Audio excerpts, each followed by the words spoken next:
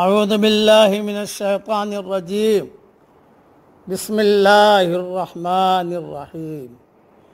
سورہ شورى کی 2 آیتیں پڑھ رہا ہوں، آیت نمبر 25، آیت نمبر 26۔ وَهُوَ الَّذِي يَقْبَلُ التَّوْبَةَ عَنْ عِبَادِهِ وَيَعْفُو عَنِ السَّيِّئَاتِ وَيَعْلَمُ مَا تَفْعَلُونَ۔ اور وہی ہے جو اپنے بندوں کی توبہ قبول کرتا ہے اور برائیوں کو معاف کرتا ہے، اور وہ جانتا ہے جو کچھ تم کرتے ہو۔ وَيَسْتَجِيبُ الَّذِينَ آمَنُوا وَعَمِلُوا الصَّالِحَاتِ وَيَزِيدُهُم مِّن فَضْلِهِ۔ اور وہ ان لوگوں کے دعائیں قبول کرتا ہے جو ایمان لائے اور جنہوں نے نیک عمل کیے، اور وہ ان کو اپنے فضل سے زیادہ دے دیتا ہے۔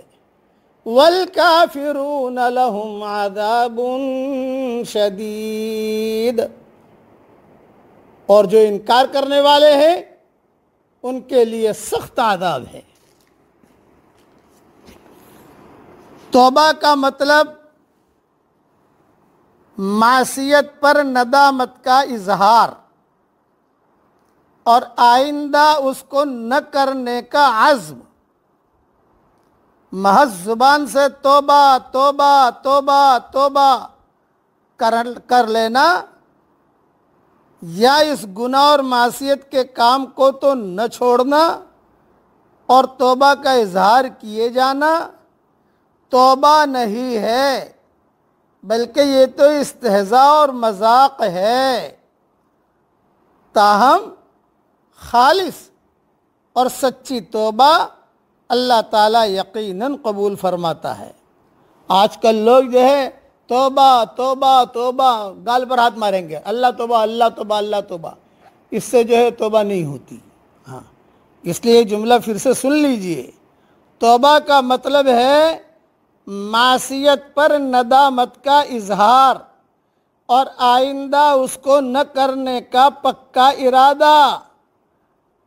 محض زبان سے توبہ توبہ توبہ کر لینا یا اس گناہ اور معصیت کے کام کو تو نہ چھوڑنا اور توبہ کا اظہار کیے جانا توبہ نہیں ہے، یہ استہزاء اور مذاق ہے۔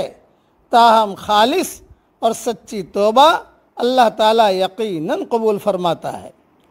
دوسری آیت میں فرمایا یعنی ان کی دعائیں سنتا ہے اور ان کی خواہشیں اور آرزوئیں پوری فرماتا ہے، بشرطے کہ دعا کے آداب اور شرائط کا بھی پورا اہتمام کیا گیا ہو۔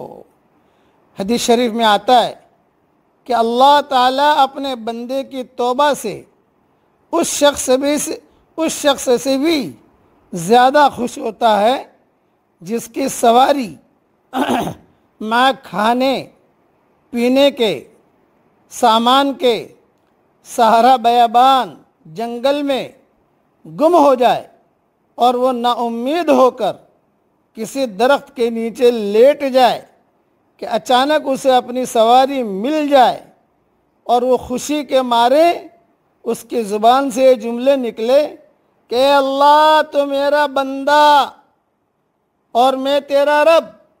خوشی کے مارے الٹے جملے کہہ رہا ہے کہ اے اللہ تو میرا بندہ اور میں تیرا رب، یعنی خوشی کے مارے وہ غلطی کر جائے تو اللہ تعالیٰ کو اس سے بھی زیادہ خوشی ہوتی ہے اس بندے سے جو حقیقی توبہ کرے۔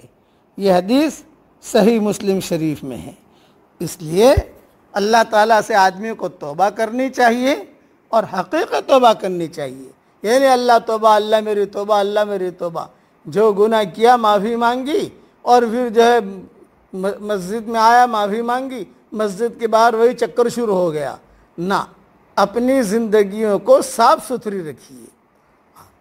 ہو گیا گناہ، چوک ہو جاتی ہے، کوئی بات نہیں۔ آدمی اللہ سے کہے گا اللہ پاک اب نہیں کروں گا اور سیدھا راستے پر آ جائے تو اللہ تعالیٰ کو تو خوشی ہوتی ہے۔ اللہ تعالی ہم سب کے چھوٹے بڑے گناہوں کو معاف فرمائے. آمین.